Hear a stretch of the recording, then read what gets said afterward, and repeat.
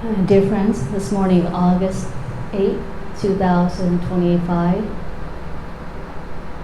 and we are at Truc Lam Buddhist Temple in Hutto, Texas. And our summer retreat this year is the path to happiness.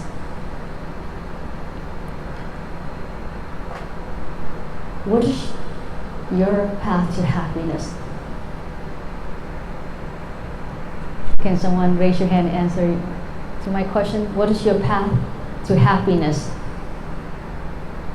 Probably to finish school, get a job, and start again. Finish school, get a job. What about you, Long? So only Hui can answer the question. So Hui had very clear his path to happiness. Finish school, get a good job. Helping family, So I can see the future of successful in Hui. Well, those who didn't share your happiness path, I hope that you will contemplate and reflect on it. We need to know our path. We have to have a path, otherwise we walk like a hungry ghost, like a homeless person, wandering, not knowing our future, not knowing the present moment. And that can be dangerous and can also lead you to accident.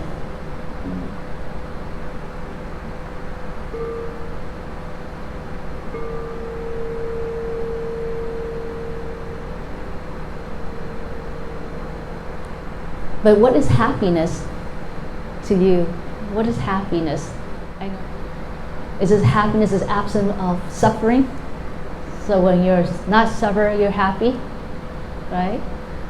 So simple, happiness arrives when there is no suffering, absence of suffering.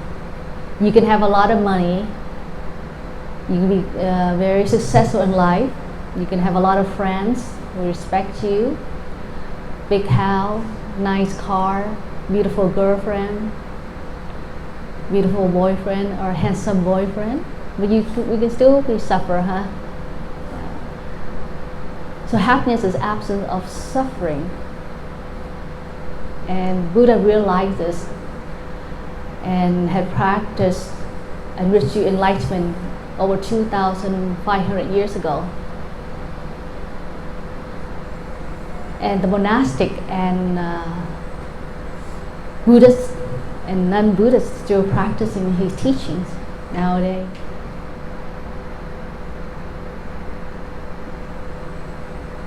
So what caused suffering? To you, what caused suffering? Yes, Ben. Life. Having a bad situation. Bad situation. Yes, Austin. Huh? Greed. Yes, that's one of the roots. Yes, love. Huh? You're not successful. Not successful, not satisfied with your life. Huh? And any other answers? So, the Buddha is very clear about the cause of our true suffering, and one of that aspect is greed, craving, ignorance, anger, attachment, arrogance, discrimination. Those are the few basics of our suffering, the root to our suffering. According to the Buddha teachings, there are 108 affliction. There's only 108 suffering, cause of suffering. And today I like to share in this Dharma talk the path to happiness. How do we can attain a true happiness? How do we can recognize when suffering arises so that we can transform that suffering into happiness?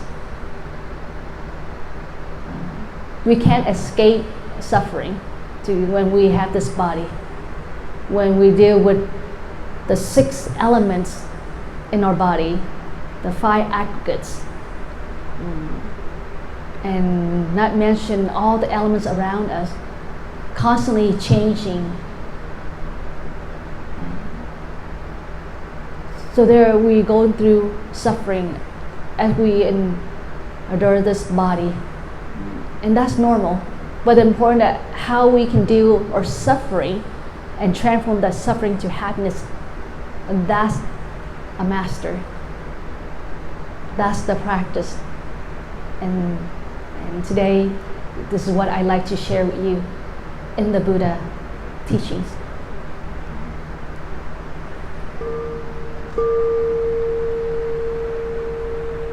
So the Buddha found the true happiness, the path to true happiness. But before we touch on that topic, let us review the history of the Buddha.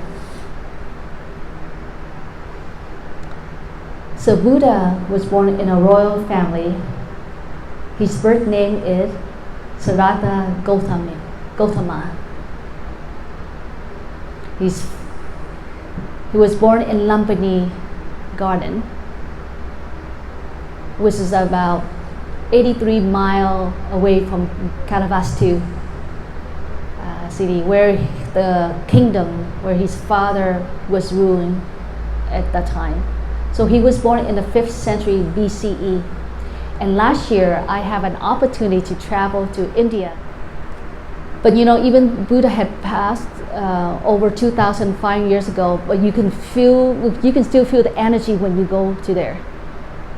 You can feel alive energies that, because everything is, people are still live in poverty, and people still live just like in the Buddha time, just like when you read in a sutra. And some of the houses are still made out of straw or clay.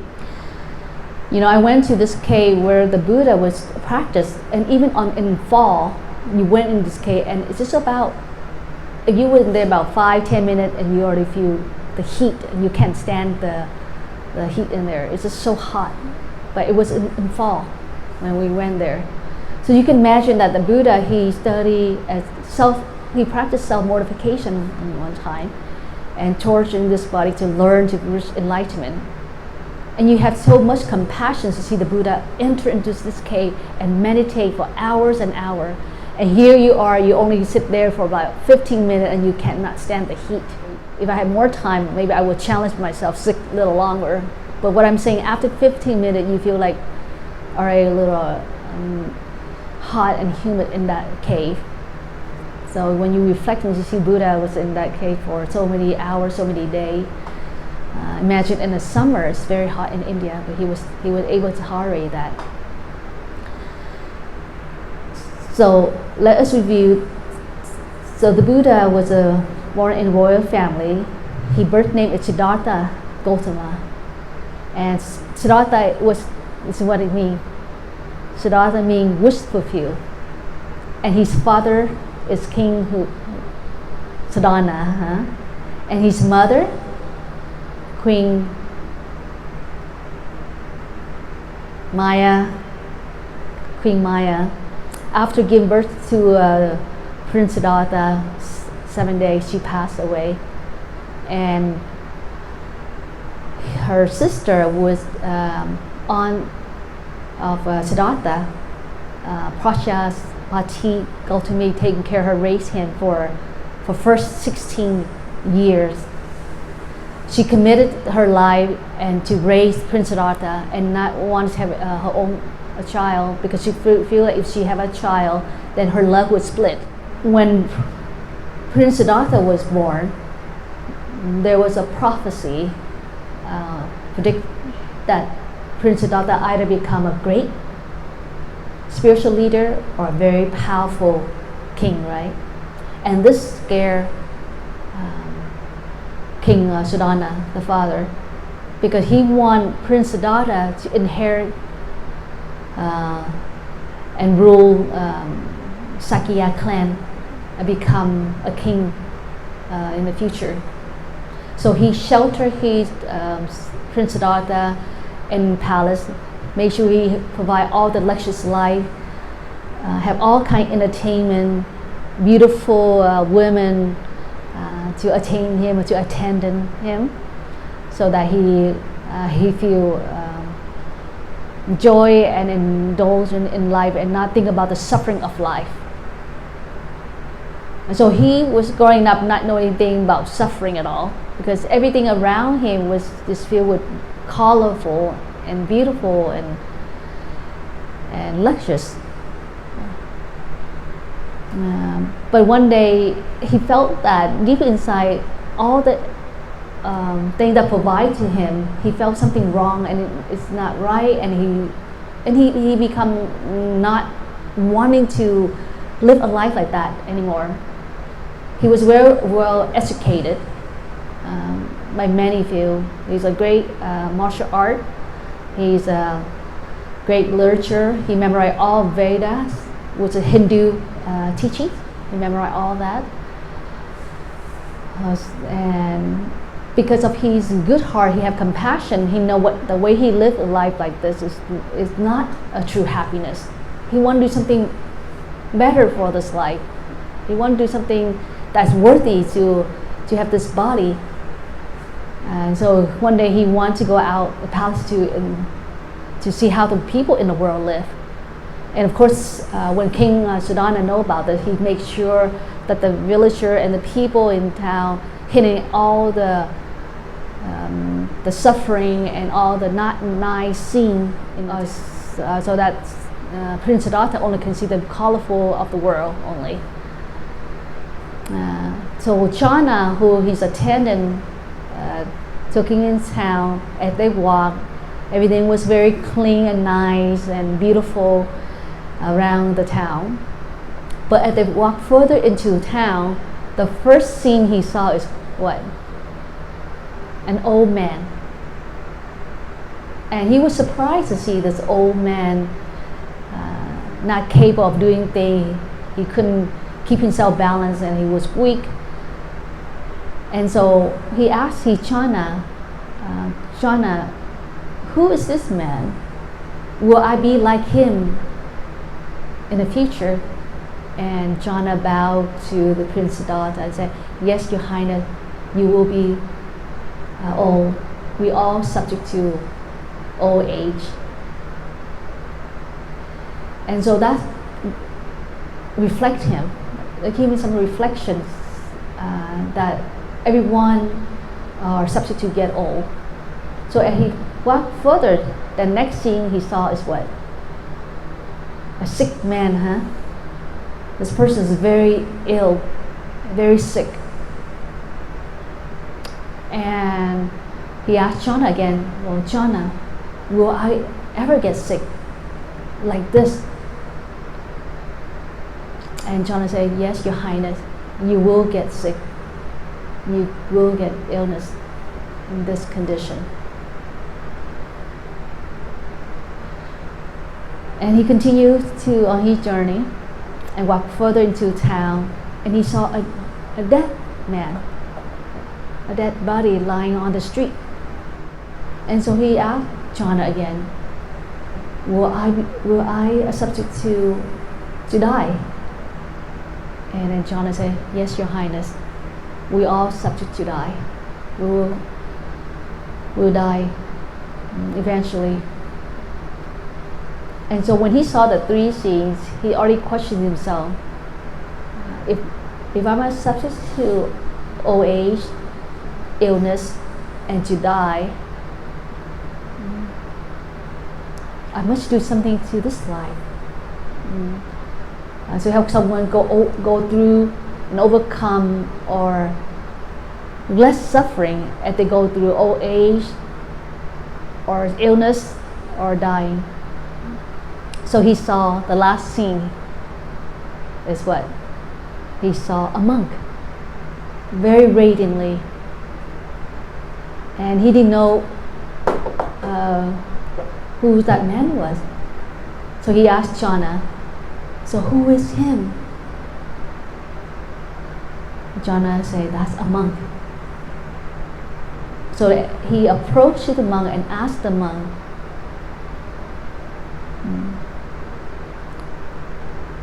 who are you? And he said, I'm practiced ascetic. I'm an ascetic, I'm a monk. Or you enjoy your life? He said, yes, I enjoyed my life as I live in each moment. So after foreseeing, he went back to the palace and pondering and reflect on it. And he said, he had to find a way to help people to overcome and to transform the suffering that we all have to go through. Old age, illness, death, and many other things. And so he decided to elope, left his wife, Prince left both his wife and his son. Now people who read about the history of the Buddhists, he think Buddha is irresponsible, that he left his young son and young wife going to the wood and practice as ascetic. You think he's irresponsible? Not at all, right? Because when he reached enlightenment, he come back and help his family, help his wife, help his son, and his father, and his mother, and everyone to walk on the right path. So he renounced the world life and practiced as an ascetic. And he, of course, during the Buddha time, there's many religions, many beliefs. And during that time, everybody are eager and yearning to reach enlightenment, to free from suffering of the world. So he learned from many masters in India at the time. But he mastered all the practice, so none of the master had taught him how to escape from suffering. He mastered all that. He feel content and happy, but he still feel the root of suffering is still in him. So then he come back to himself and meditate. There was 5 other they call Konana brother came and practiced with him the first time. And these 5 Kodana brothers was sent by the King Siddhartha so that he would hope to make Prince Siddhartha stop the practice and come back to live in a palace life. But when they saw Prince Siddhartha practice so diligently, they just wanted to become his student and follow with him until when he stopped doing the self-mortification, because he did the practice self-mortification. That didn't help him, meaning torture his body, and because they believe that when you torture your body, that's how you reach enlightenment. Not indulgent, not pamper this body. But that didn't help at all. So he lived a life with indulgence, but he also lived a life self-mortification. Those just not helping him to reach enlightenment. So he found a middle path, right in the middle, not self-torture, but not indulgent in life. So he would come back himself and sitting under the Bodhi tree and practice meditation. And he first received this right meal from this girl, is Sudata, who gave it to him to drink this right meal so that he can have the energies and continue to practice. But the 5 Kona brothers, when he saw the Prince Siddhartha drink the right meal, he said, Prince Siddhartha is abandoning the practice, so he no longer our teacher. We should not take refuge in him. So they left him. Prince Siddhartha know that this 5 Kodana didn't have the insight to understand what he's doing. So he accept that, and he know that when he reached enlightenment, these 5 brothers are the first student he will help and to reach enlightenment. So he come back to him and sit under the Bodhi tree. And this Bodhi tree, now in India, they build right where the spot he sit, they build this big stupa. It's over 100 feet high. So now the Bodhi tree that if you go to India, in this Bodhi Gata, which is a big center, many different different Buddhist traditions come in there and practice. But the amazing thing that they all chant in their own religions in this big area. And when you sit and you meditate, you don't affect by their language. like you hear the Japanese chanting, you hear Tibetan chanting, you hear Chinese chanting, you hear Korean chanting, you hear Vietnamese chanting, you hear Thailand chanting, but none of them are affecting you because the energy is just so powerful. You just want to sit just like the Buddha had sat there 2,500 years ago, and you want to reach enlightenment, or you want to reach some kind of realization or touch the energies in that area. And so it's hard to describe, and I get experience that. But in this stupa, they build up where the Buddha actually said it's very small, that you everybody get in line to get into there, and sometimes there are over 1,000 people come, and for you to get into that stupa to do some chanting, it's very rare. It's very hard, very hard. You just have to be very patient and get in line and walk around, do the practice, and you can get. I was there for 2 nights, and I finally got into the stupa. It was just wonderful to be able to chant in there. So for each week, he would sit in different corner in this Bodhigata, and at the 7th week, that's why he sat there. And he sat under that Bodhi tree and practiced. He realized that, and then of course he overcome all the suffering, the cause of suffering that the human being goes through, and realized that there is a true suffering, but we can overcome that suffering. And after 49 days of practice meditation, come back to himself, he reached enlightenment and understand the Four Noble Truths.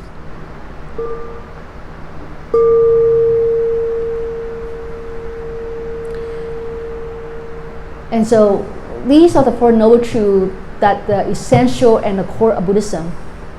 And everyone who wants to learn Buddhism, the first thing they learn is the Four Noble Truths. And this is what makes the Buddhism beautiful and rich. This Four Noble Truths. And the Buddha reached realization, and he reached enlightenment. The first Noble Truth is what? Life is what? There's a true suffering. First Noble Truth is a truth of suffering. And suffering in Pali we call dukkha. So true suffering. We have to, everybody go through, this human body has go through suffering. And the basis of suffering, what? Old age, first is birthright. The first thing when the baby was born, what did he or she does? Cry, right? We cry. And we cry, the baby cry. What do you think you cry? We all cry when we came out from our mother womb. What do you think we cry? Because the environment changed, right? Because imagine we were in our mother for how many months? 10 months. Everything was comfort. We was always listen to lullaby and eating good food, and then in the little pouch very comfortably, and suddenly somebody pull our head out and bring into the world where there's light and heat and wind, all kind of environment is around us. And we change, so we cry because we change the environment. And then we get older, we can worry about our age because we're aging, right?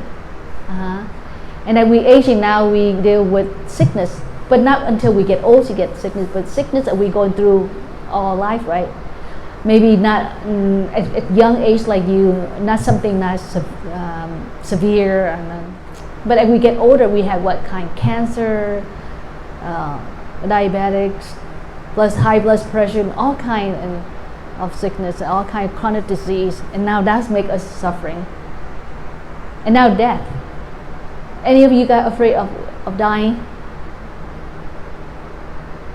No one afraid? Yep. Be honest. Yeah, we all afraid of dying. Unless we practice Dharma, then we have no fear because we have to practice. You know, in Buddhism, when we die, we just transit into a new form. We reborn. So dying is not like you end here forever and not coming back again. You die here, but you manifest in different form. Just like when you see all the plants that is not evergreen in the winter, they in dorm, right? But in spring, they sprout, they grow. It's spring now. But our life saying, but we worry because we don't know where we go after death. Do you know where you're going to go after death? We most of don't, but we can navigate it. We can direct or where we want to go. It's not something that we cannot do. We're able to do it. If as long we live by the 5 mindfulness training, the 5 precepts, the 5 principles of the Buddha teaching. What are the 5 principles of the Buddha teachings? 5 precepts. Who wants to name? No killing. Refrain from killing, huh? No killing. And no killing means reference for all life, protect life, right? Go fishing is killing life. Hunting, yeah. Second is what? Second one is no stealing, huh? Right? No stealing, which means we don't steal and respect other people's property. And we practice generosity giving. Giving material, giving Dharma words, wonderful words, helping someone from fear, free from fear, anxiety, hopeless. Third is what? I think it was something about like love. True love, practice of true love, which means not sexual misconduct. You practice true love with your partner, with your spouse, with your family. But at your young age, none of you are married now. So how you practice in this 3rd precept? You practice by being, careful to who you select, who you make commitment to marry, to date with. Buddha said that in each of us we have very special jewels, and that jewel is transmitted to our children. So like for myself, I'm a monk, I don't have children, but I have students. So I transmit my jewel to my student with my knowledge, my practice, my insight. So I transmit directly through Dharma words. But for you, who will not, and anyone who think will become a monk in the future, but if you don't have that, that means you're more likely to build a family, right? To be married. So make sure you pick the right girl or right boy, your right partner to be with, to make commitment, and so that you express your jewel to that person. So the 4th is what? Not to lie, right? Not to lie. There's 4 ways of lying. One is not telling the truth. Second, double tongue speech, gossip. You say one thing to this person and you want the other person to say another thing. That's also a form of lying. The 3rd is what? 3rd type of lying is manipulative speech. You manipulate someone to get what you want. So you're just being flattering and being lying to this person so you get what you want. And so that's the type of lying too. And the 4th type of lying is what? Cursing, using a foul language, abusive language. Anyone here cuss? Some of you are being honest. Well, now please try not to. Use only a very lovely language. And so in this practice, you practice deep listening and loving speech, so that prevent you from lying through this 4 type. And the 5th is what? Not intoxicating the mind. But during the Buddha time, we have alcohol and drugs, right? But now it's beyond alcohol and drugs. Well, what is intoxicant to you? Conversation can be very toxic, right? It's like that, conversation. Magazine, books, film. Now, anyone who watched Sesame Street nowadays, exactly. So there is not a lot of education program in the television show now. And now you use what? You use your own phone and get on social media, and it can be very toxic. Someone can be very. People are not bullied in school, in physical world, but now they bully in cyber world. Yeah, so there's a lot of other toxins, items, substances that can affect our mind and our body. So we learn to eat healthy dinner, go sleep before 10, don't stay late because you're going to deteriorate your brain cell. Exercise, doing playing sport. So when you live through this 5 guidelines, then there is no reason for you to born in 6 other realms like hungry ghosts, animals realm, or hell realms, because you know you live by the 5 guidelines, and so you live very healthy lifestyle, and so when you pass away, you know you can direct yourself, because everything Buddha say you contact with the 6 senses, you are stored in your stored consciousness, and we call alaya consciousness. What other 6 consciousnesses you can name for me? Eye consciousness, ear consciousness, nose consciousness, mouth consciousness, body consciousness, mind consciousness, manas consciousness, and 8 consciousness, which is the Western study used as background consciousness. You know, what you contact with your eye, ear, nose, tongue, body is stored in your stored consciousness. That's why there's a term called deja vu. Deja vu is actually because you saw it, but because you would not paying attention, you would not mindfulness, so it dropped into your stored consciousness, and one day you saw that, you thought you saw it in your past life, or, you know, but actually you had saw it somewhere. It could be this life, or it could be many other life. Like for example, have you met someone, you said, oh, this person is so familiar, I see I know him somewhere, but and honestly you have never met him this life. That's because you had met him in a previous life. Or something that was so easy to you, when you learn something and you will quickly pick up like that. So by living this 5 guidelines, you were able to direct yourself wherever you want to go, and not just after life. This life, you can know where you want to go. For example, he was very clear. His path, happiness path, is to finish school and to get a job. And if he keep on going that path, he will finish school and he will get a job. It's not just a regular job, but a very good job, high paid job for sure. So he's 16 now, right? And I will, at age of 23, let's say 23, 25, yeah. Make sure you call me and tell that I had predicted right.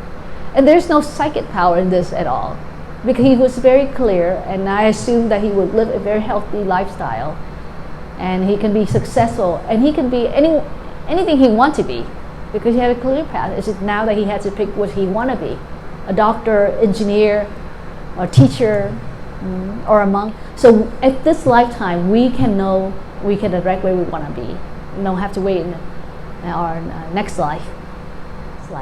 But let's say you don't practice 5 mindfulness training or 5 precepts.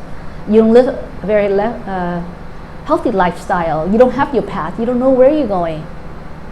Then when you die, whatever you accumulate in your stored consciousness, whatever you collect, if you live in very unhealthy lifestyle, you had killed, you have steal, you have sexual misconduct, and doing all the wrong things. When you are at the dead, the only thing you see is all that fearful images. And so when you're so worried, how can you direct yourself? And all here you were sitting there and crying and moaning and in pain. So which I don't think any of you will go through that. I hope not. Because you had come here for the retreat, you have learned the Buddha teaching, you have learned from my Dharma, my sharing. I think you will not be in that situation. And if you are, you would know how to get out from that. So the Buddha found out the first noble truth is the true suffering of life. We cannot escape. And there's a basic, besides birth, old age, illness, and death. There's other suffering like depart from our family, right? Departing from our beloved one. Or confront someone we don't like. And you go to school and you don't like this guy, but you have to see him every day. He was so annoying. I don't know you have anyone in your class who's so annoying. And you have to deal with him. and you can't do anything to change him. And not just at your classroom, but in the world. What about when you wish something and you cannot attain that? Have you ever happened to you, like on your birthday you wish something but your mom couldn't give you that? Yeah, that's suffering, right? So, and then, or your body is changing, the 5 aspects, the feeling, form, mental formation, consciousness, perception is changing constantly. We suffer from by that too. So many suffering. When it's so hot, when I'm talking and you feel sleepy, that's suffering. Are you suffering now? Some of you are feel sleepy that you wish to go to sleep. But I'm sure after this I'm talking, you don't want to go sleep anymore. You just want to go play. So it's just the thinking in the mind, and we can overcome all of this. But the second noble truth, the Buddha said, there is a cause of suffering. Cause of suffering. Like for example, you feel boring right now, it's because you're not concentrating what I'm saying. And I feel these 3-4 friends are actually really pay attention to what I'm saying. Some of you are half and half. 30, 50 is asleep and 50 paying attention. And so if you just focus and you just do mindful breathing, then you won't be bored by my talk, my sharing, and you will get something out from this, for your benefit to your practice. But the basic suffering that we mentioned earlier is what? Craving, anger, hatred, discrimination, attachment, arrogance, ignorance, delusion, etc. And we have 108 affliction. Those are the basic suffering, but we need to know the cause of suffering, so that the third noble truth is the cessation suffering. There's a way to end our suffering. We go through suffering, but we don't have to endure the suffering, because we can end the suffering, which is the fourth noble truth. It's a path to end all suffering, path cessation of suffering. And the path to end the suffering is the path to what? Happiness. To happiness. See, the Buddha found this path. So as long as you know you're suffering, you recognize your suffering. Just the minute you recognize suffering, you already have happiness. You already transformed already. It's only when you're suffering and you not know that you're suffering, that's when you continue to suffer. When you're in pain and you don't know that you're in pain, you continue to be in pain. So in this fourth noble truth is the path to happiness. The Buddha pointed out Eightfold Noble Path, was you have right view, or right understanding, right thinking, right speech, right action, right livelihood, right diligence, right mindfulness, right concentration. So these are the 8 paths that you can use to help you to transform your suffering, and so that you walk on happiness path. And I want you to memorize these 4 noble truths to use as your diagnostic instrument when you suffer. But the basic suffering we know is from the root of the craving and attachment and discrimination and hatred and arrogance. So we need to learn in our daily life is the practice of mindfulness and meditation, so that we can have insight. Because if you want to apply this noble eightfold path to the path of happiness, you have to know the basic, the foundation, which is the practice of mindfulness and meditation.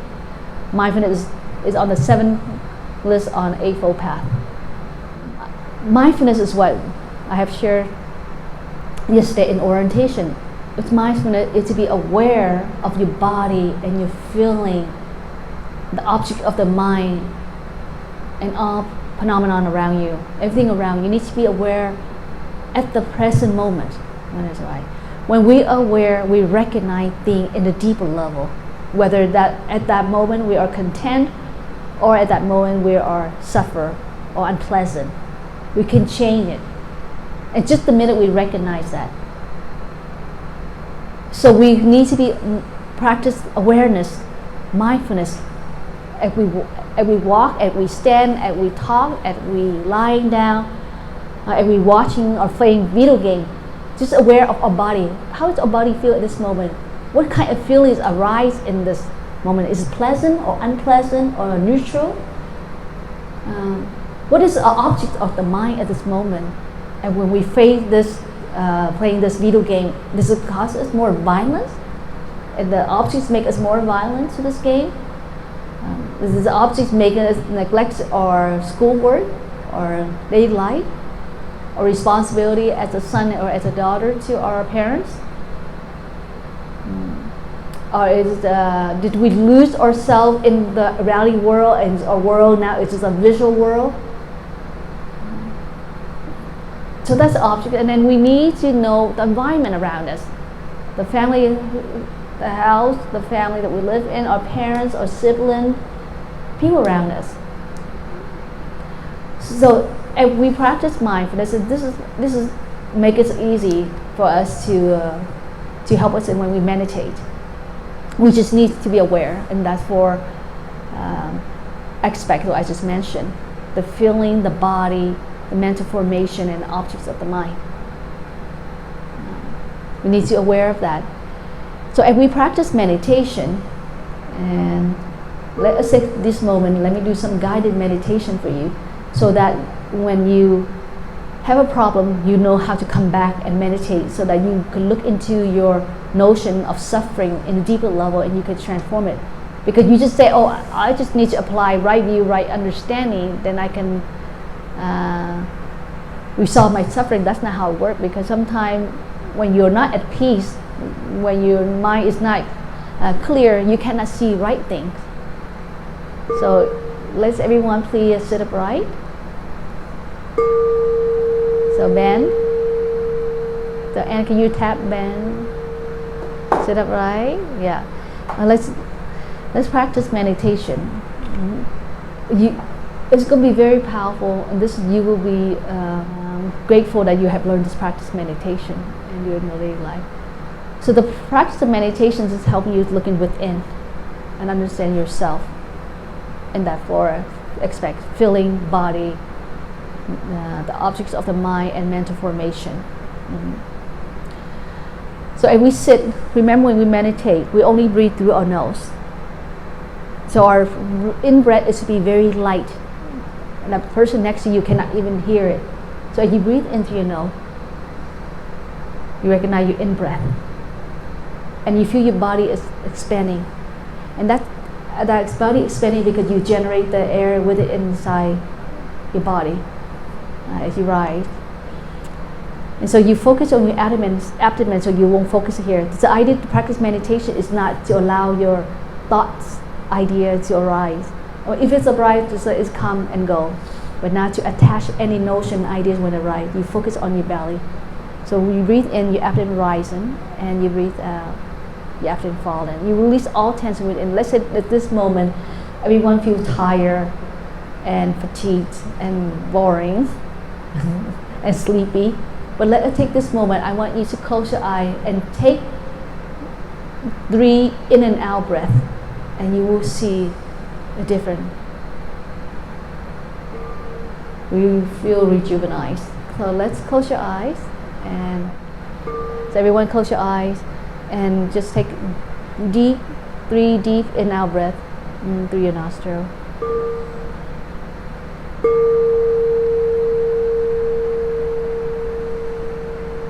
Breathing in, I know that I'm breathing in deep in breath. Breathing out, I know that I'm breathing out.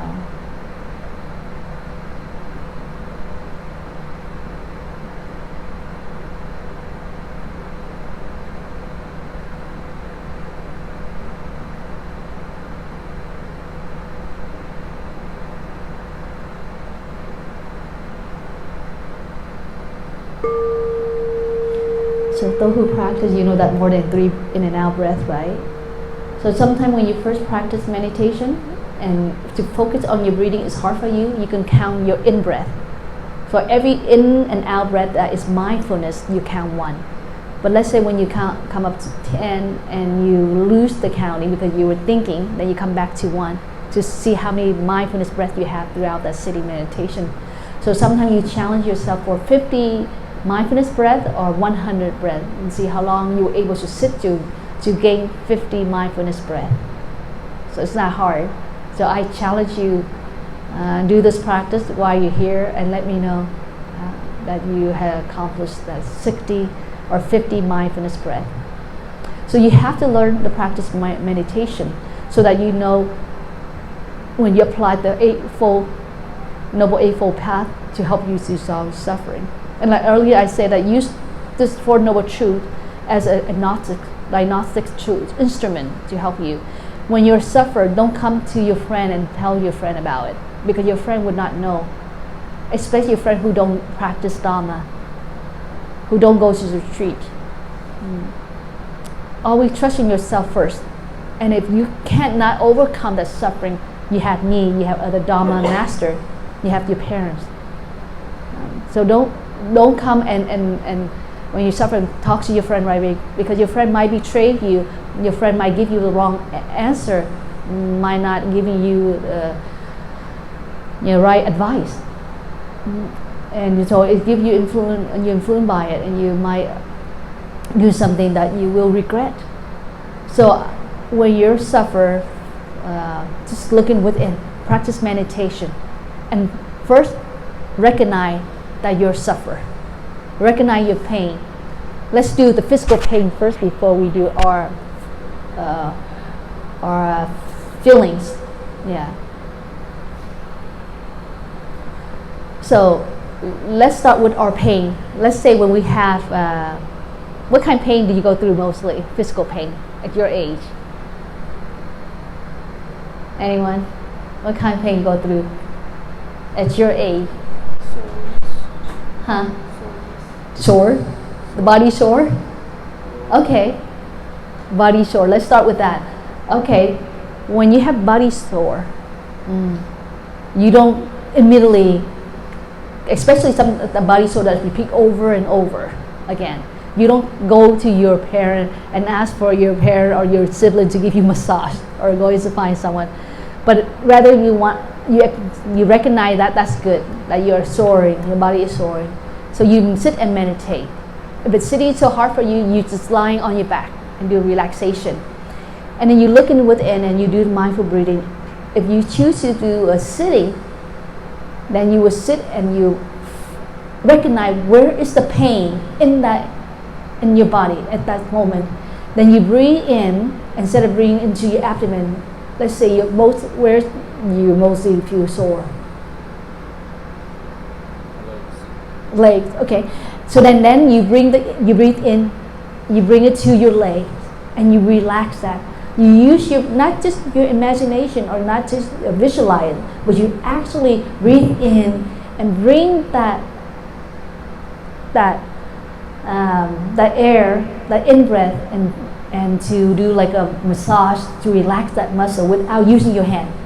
You relax that muscle by using your breath, by using your chi. So chi is the breath. If you practice that for a couple times, you feel relaxed. But let's say that didn't help when you sit, because when you feel pain, sitting is also very hard. You do lying down or standing, and you focus on your mind breathing, and you send to that leg. And as you focus on deeper level, and then you will understand, oh, okay, why do you feel, you will understand why your leg feels sore. Either you playing sport has caused the sore, or because you sleep in not the right position, or because you walk a lot, or you jump, your body was too active in that particular. So then what you do, after that, you can, after playing sport, you soak with cold water. You take a cold shower. Have you practiced taking cold shower? Yes. Good. Cold shower is a great remedy to help release pain and inflammation. So if you're playing a sport and that's caused you pain, the first thing when you play after playing sport, take a cold shower. But don't wait until you play sport and take a cold shower. I advise you take cold shower every day. And especially your young age, you can easily to adapt that. And so as you get old, you'll be familiar with it. To release the information, to activate all the body cells and to be alive. And so those of you who practice taking cold showers, I do that for many years. I only take cold shower, even in winter. And even here, the water is not cold enough. You feel the same way. It's not cold enough. Yeah. But if you have not, I suggest you do that. Go take cold shower, and also good for your skin too. So see, for example, and then so now you know that's the pain, and so you start to know how to take care of your leg better. You take care of your body and massages. So any kind of pain you're going through, you have to recognize and meditate how you can overcome that. Or in general, what do you think at your age? What's the most suffering that you go through so far?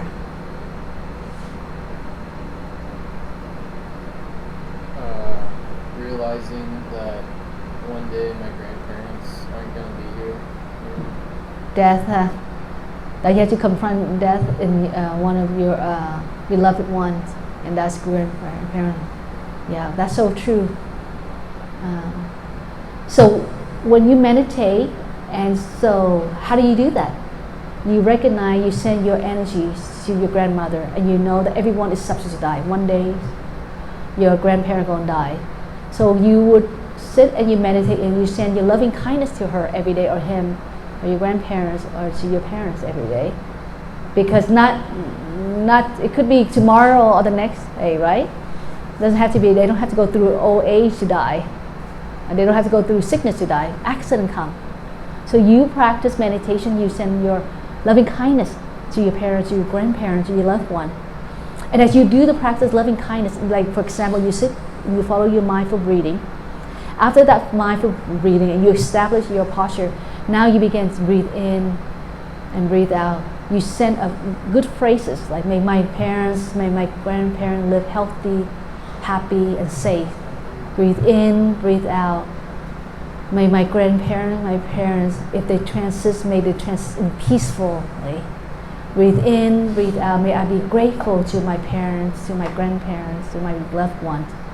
Breathe in and breathe out. May I be responsible as a son, as a daughter to my parents. Breathe in, breathe out. May I do the best as I can to benefit myself and my family, so I don't be worried to my parents. So you send that. So as you practice loving kindness meditation, so then it's always remind you to live grateful and to be content and to be respectful to your parents and love your parents, your grandparents. And so one day, if they live, you might be sad, but you realize that you did the best as grandson, as a son. So there is no regret, in very high, in a deep level, that make you feel not to forgive yourself. So you see, you can practice that. And if you like someone, for example, if you attract to someone, you have to contemplate too. You have to do meditation and ask yourself, do you really like this person? What about this person you like and I dislike? And if you like this person, and you also know what the thing that you don't like, so that you can change that, help him change that, help her change that, so that person can be your lifetime partner.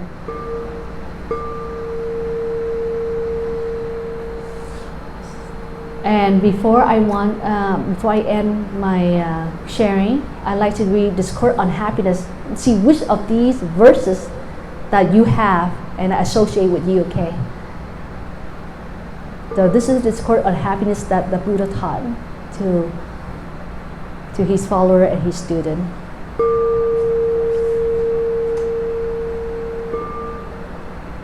Discourse on Happiness.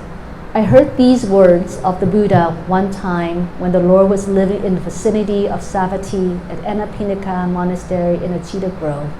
Late at night, a diva is a beautiful girl and generous, appeared, whose light and beauty make the whole cedar grove shine radiantly. After paying respect to the Buddha, the diva asked him a question in the form of a verse. Many gods and men are eager to know what are the greatest blessings which bring about peaceful and happy life. Please, Tathagata, is the name of the Buddha, will you teach us? This is the Buddha answer. Not to be associated with the foolish ones, to live in the company of wise people, honoring those who are worth honoring. This is the greatest happiness. To live in a good environment, to have planted good seeds, and to realize that you are on the right path, this is the greatest happiness. To have a chance to learn and grow, to be skillful in your profession or craft, practicing the precept and loving speech, this is the greatest happiness. To be able to serve and support your parents, to cherish your own family, to have a vocation that brings you joy, this is the greatest happiness. To live honestly, generous in giving, to offer support to relatives and friends, living a life of blameless conduct, this is the greatest happiness. To avoid unwholesome actions, not caught by alcoholism or drugs, and to be diligent in doing good things, this is the greatest happiness. To be humble and polite in manner, to be grateful and content with a simple life, not missing the occasion to learn the Dharma, this is the greatest happiness. To preserve and be open to change, to have regular contact with monastic, and to fully participate in Dharma discussions, this is the greatest happiness. To live diligently and attentively, to preserve the noble truth, and to realize nirvana, this is the greatest happiness. To live in the world with your heart undisturbed by the world, with all sorrows ended, dwelling in peace, this is the greatest happiness. For he or she who accomplishes this, unvanquished wherever she goes, always he is safe and happy. Happiness lives within oneself. This is translated from Mahamangala Sutra by Zen Master Thich Thanh. Do you know who Zen Master Thich Thanh? A very influential spiritual leader of our time. So maybe you will search on Thich Thanh. So I read the Discourse on Happiness. Is any of these associated with you? Perhaps almost all of it, huh? Which one associates mostly with you, Hui? The one about, I think it was making your parents like proud. Like to be able to serve and support your parents? Yeah, you sound like a very filial child in respect. To share your own life, own family, to have a vocation that brings you joy, for sure. What about you, Austin? Which one did you? Same one? What about you, Ben?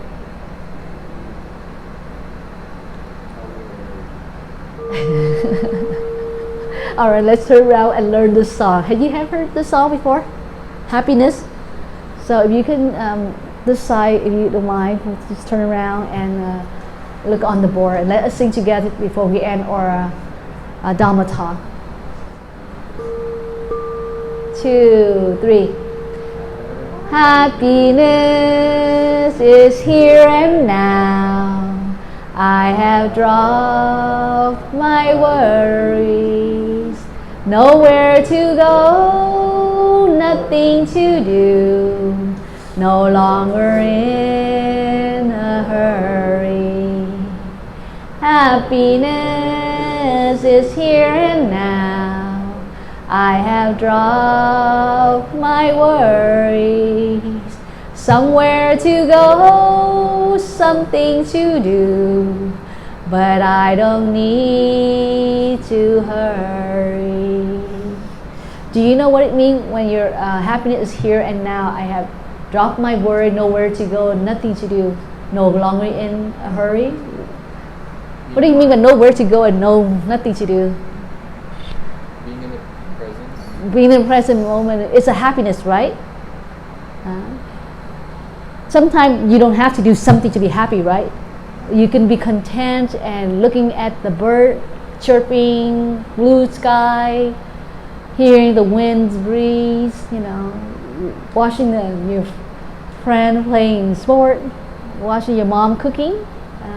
That's a very happiest moment because you are with what you are observing present. But what about happiness is here and now? I have dropped my worries, somewhere to go, something to do, but I don't need to hurry. You have something to do and you have somewhere to go. But sometimes you say, well, you have somewhere to go and something to do, but you're not happy. But how can you be happy? How can you make that to be happy?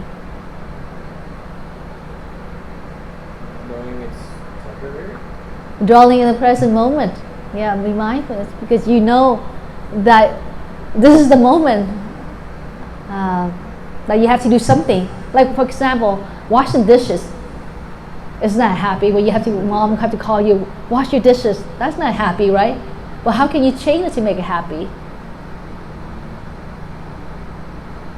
You be mindful to what you're doing, and because of your mindfulness, you realize that your mom cooking, so it makes sense that you wash dishes. And also you feel like you're part of this family. You are responsible, and you know how to wash dishes nicely, gently. You attract many girls.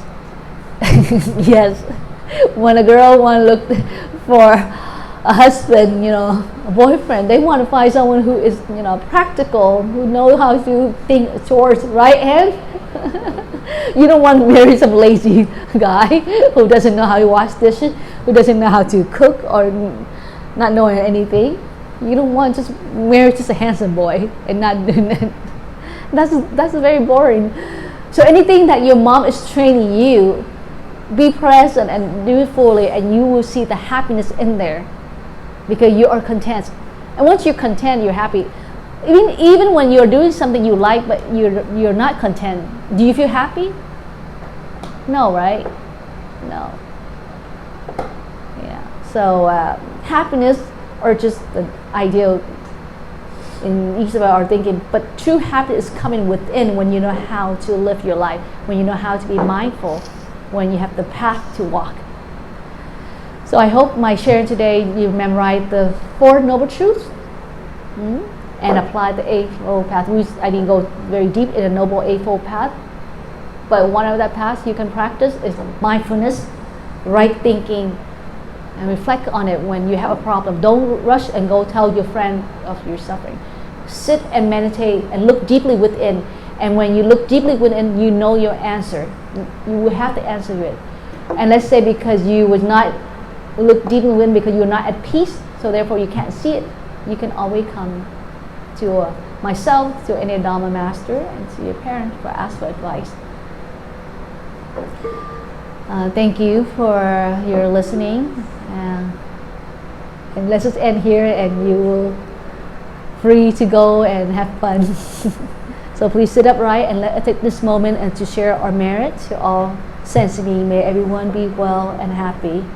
Let us practice loving kindness and spreading our compassion to all sensing beings in the world, and include our parents, our grandparents, our siblings, our family, friends, our teacher, and all sensing beings. May everyone be well, peace, and safe. May everyone have the right path to walk so that they may reach to attain happiness and free from suffering, worry, despair, hopeless.